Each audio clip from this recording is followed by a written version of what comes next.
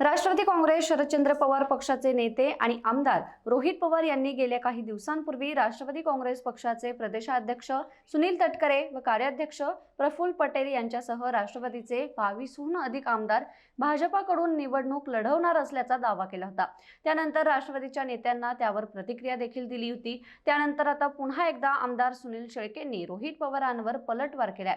सुनील शेळकेंनी रोहित पवारांना उत्तर देताना म्हटलं आहे, मी अत्यंत जबाबदारीने सांगतो, राष्ट्रवादी काँग्रेस पक्षाच्या उत्तराधिकारी सुनेत्रा वहिनी आहेत। आमचे सर्व नेते पदाधिकारी हे सुनेत्रा वहिनी यांच्या पाठीशी आहेत। हे जे काही गटतट बोललं जात आहे त्याला कुणीही दुजोरा देऊ नका। सुनेत्रा वहिनी पक्षाची आणि उपमुख्यमंत्री पदाची जबाबदारी स्वीकारून काम करत आहेत। आपण त्यांच्या मागे उभं राहिलं पाहिजे। विरोधी मंडळींनी जाणीवपूर्वक त्यांना कमी लेखण्याचा प्रयत्न करू नये।